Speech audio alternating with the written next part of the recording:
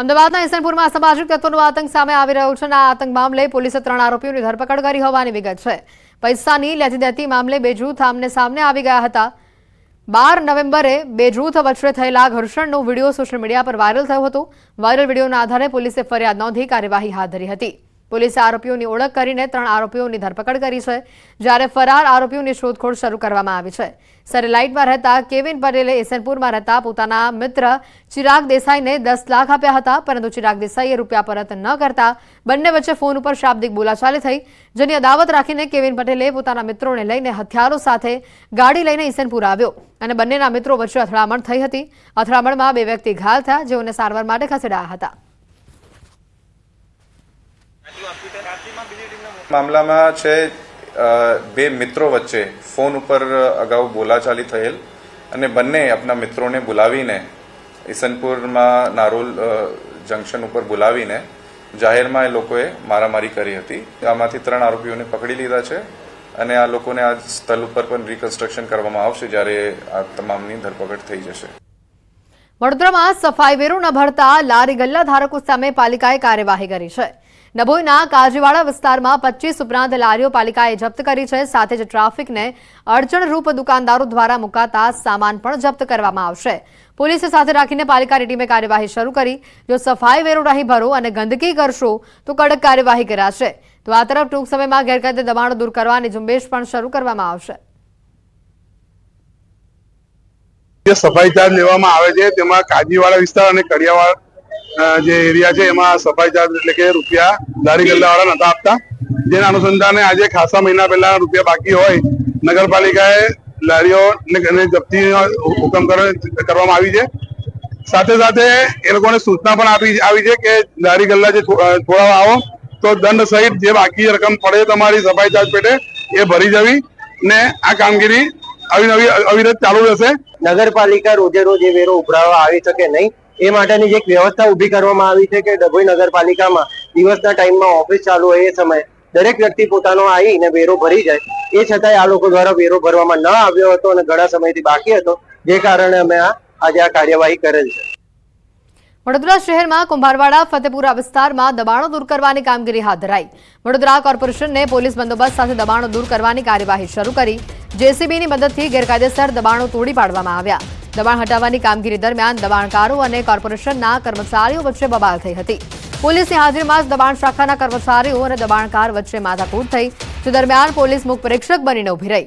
પોલીસની હાજરીમાં જ દબાણકારોએ લારી છોડાવી લઈ જવાનો પ્રયાસ પણ કર્યો, તેમજ દબાણ શાખાના અધિકારીઓ સાથે ગેરવર્તન પણ કર્યું। કોર્પોરેશનના અનેક લારીઓ જપ્ત કરી ગેરકાયદેસર દબાણો તોડી પાડ્યા છે।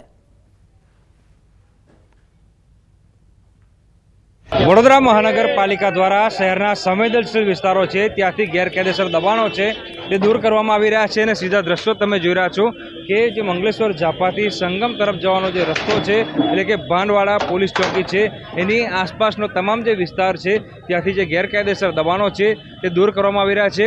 ઉલ્લેખનીય બાબત છે કે સૌ કોઈ જાણે છે પ્રમાણે કે અત્યાર સુધી આ જ દબાણકર્તાઓને વડોદરા મહાનગરપાલિકાના જે સત્તાધીશો છે, અધિકારીઓ છે, તેઓ છાવરતા હતા। આ દ્રશ્યો તમે જોઈ રહ્યા છો, આ જે વિસ્તારોમાંથી દબાણો દૂર કરવામાં આવી રહ્યા છે એ તમામ વિસ્તારો જે છે ખૂબ જ સંવેદનશીલ વિસ્તારો છે અને ત્યાં ગેરકાયદેસર દબાણો છે તેનું એક વર્ચસ્વ જે છે તે ઊભું થઈ ગયું હતું। ત્યારે હવે આ વર્ચસ્વ જે છે તે જમીન દોષ કરવા માટે વડોદરા મહાનગરપાલિકાના જે જેસીબી છે તે કામે લાગ્યા છે। દ્રશ્યો જોઈ શકાય છે, દબાણો જ્યારે દૂર કરવા વડોદરા મહાનગરપાલિકાની ટીમ અહીંયા પહોંચી ત્યારે કેટલાક જે દબાણકર્તાઓ છે તેમની સાથે ઘર્ષણના દ્રશ્યો પણ જે છે તે સર્જાયા હતા। ઉલ્લેખનીય બાબત છે કે અત્યારે તો આ ગંભીર પ્રકારની ઘટના બની ત્યારબાદથી વડોદરા મહાનગરપાલિકા આ પ્રમાણે સંવેદનશીલ વિસ્તારોમાંથી દબાણો દૂર કરી રહી છે, પરંતુ અહીંયા સવાલ સૌથી મોટો એ થાય છે કે શું આવનારા દિવસોમાં પણ વડોદરા મહાનગરપાલિકા આ જ રીતે દબાણો દૂર કરશે ખરી? ત્યારે આવનારા સમયમાં વડોદરા મહાનગરપાલિકાનું વલણ કેવું રહેશે એ તો આવનારો સમય જ બતાવશે। હાર્દિક દીક્ષિત, ન્યૂઝ 18 ગુજરાતી, વડોદરા। નિયમ બધાને લાગુ પડે છે અને તેનું ઉત્તમ ઉદાહરણ સુરતથી સામે આવ્યું। નો પાર્કિંગમાં પાર્ક કરેલી પોલીસની ગાડી પણ ટો કરવામાં આવી।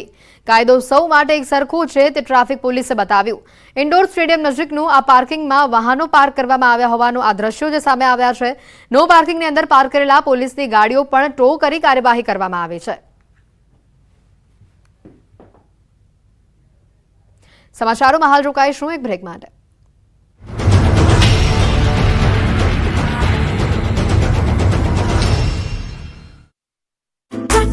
ચોમાસું પૂર્ણ થયાને ઘણો સમય વીતી ગયો હોવા છતાં રાજ્યના કેટલાય વિસ્તારોમાં રસ્તાના હાલ બેહાલ છે. કેટલાક વિસ્તારોમાં કોંગ્રેસે બિસ્માર રોડને લઈને વિરોધનો વંટોળ ઊભો કર્યો. મહેસાણાના બેચરાજીમાં બિસ્માર રોડ રસ્તાઓને લઈને કોંગ્રેસનું વિરોધ પ્રદર્શન. આ તરફ અમરેલીમાં કોંગ્રેસે બિસ્માર રોડને લઈને વિવિધ બેનર્સ સાથે વિરોધ કર્યો. ભાવનગરમાં રસ્તાની ધીમી કામગીરીને લઈને લોકોની મુશ્કેલીમાં વધારો થયો. મહેસાણાના બેચરાજીમાં રોડ રસ્તા બિસ્માર મામલે કોંગ્રેસે હલ્લાબોલ કરી વિરોધ પ્રદર્શન કર્યું. છેલ્લા કેટલાય સમયથી રોડ રસ્તામાં મોટા ખાડા પડવાને લઈને વાહન ચાલકોને હાલાકી પડી રહી છે. હાલાકીથી બહુચરાજીના પૂર્વ ધારાસભ્ય ભરતજી ઠાકોર અને સ્થાનિક કોંગ્રેસ કાર્યકરો એકત્ર થઈ બેનરો સાથે વિરોધ કર્યો. બહુચરાજી મામલતદાર કચેરી પાસે રોડ પર બેસી વિરોધ પ્રદર્શન કર્યું. મામલતદારને ત્વરિત આ રોડના સમારકામ થાય તેવી માંગ સાથે આવેદન આપ્યું. તો અમરેલીમાં કોંગ્રેસે બિસ્માર રોડને લઈને વિવિધ બેનર સાથે વિરોધ કર્યો. વડિયા કોંગ્રેસ નેતા, કાર્યકરો અને આગેવાનોને બેનર્સ લઈ ભાજપ વિરોધી નારેબાજી કરી. છેલ્લા 2.5 વર્ષથી વડિયાથી બાટવા દેવળીનો રોડ બિસ્માર હોવાનો કોંગ્રેસ કાર્યકરોએ આક્ષેપ કર્યો. વિરોધ દરમિયાન કોંગી કાર્યકર્તાઓએ જય શ્રીરામના નારા સાથે રામધૂન બોલાવી બિસ્માર રોડ બનાવી આપવા માંગ કરી. ભાવનગર શહેરમાં મુખ્ય 2 પ્રવેશદ્વાર પાસેથી વર્ષોથી રોડ બનાવવાનું કામ ચાલતા લોકો કંટાળી ગયા. નારી ચોકડી તરફ ફ્લાયઓવર બ્રિજનું કામ ધીમી ગતિએ ચાલતા તંત્રની બેદરકારીને કારણે સ્થાનિકો ભારે મુશ્કેલીનો સામનો કરી રહ્યા છે. આ બંને રોડ ખૂબ જ બિસ્માર હાલતમાં હતા. હાલ આ રોડની કામગીરી ઝડપી કરવા માંગ ઉઠી છે. જો તમે એટીએમમાં પૈસા ઉપાડવા ગયા હો અને પૈસા ખાતામાંથી કપાઈ ગયા બાદ પણ એટીએમમાંથી પૈસા ન નીકળે તો ગભરાતા નહીં. એટીએમમાંથી જ્યાંથી પૈસા નીકળે છે તે જગ્યાએ એકવાર જોઈ લેજો, કેમ કે ચોર ચોરી કરવા માટે અનેક ટ્રીક અજમાવતા હોય છે. આ વખતે ચોરોએ ચોરી કરવા એક અનોખી રીત અજમાવી છે. બેંક એટીએમમાં રૂપિયા ઉપાડવા આવતા લોકોના રૂપિયા ફસાઈ જાય તે માટે જ્યાંથી રૂપિયા નીકળે છે ત્યાં આરોપીઓ એલ્યુમિનિયમની પટ્ટી લગાવતા. રૂપિયા ઉપાડતી વખતે રૂપિયા ફસાઈ જવાથી ગ્રાહકના ખાતામાંથી રૂપિયા કપાઈ જતા, જેથી ગ્રાહક એટીએમમાંથી બહાર ગયા બાદ ટોળકીનો એક સાગરીત એટીએમમાં જઈ એલ્યુમિનિયમની પટ્ટીમાં ફસાયેલા રૂપિયા ઉપાડી લેતો, જ્યારે અન્ય એક શખ્સ એટીએમ બહાર રેકી કરતો. આ અંગેની સુરત પોલીસને જાણ થતાં સુરતની પોલીસે એટીએમ બહાર ઉભેલા 2 આરોપીની ધરપકડ કરી. ઉધના ભાટેના એટીએમ બહાર ઉભેલા 2 આરોપીની પોલીસે કરી ધરપકડ. આ સમગ્ર ઘટનાના સીસીટીવી ફૂટેજ પણ જોવા મળ્યા, જેમાં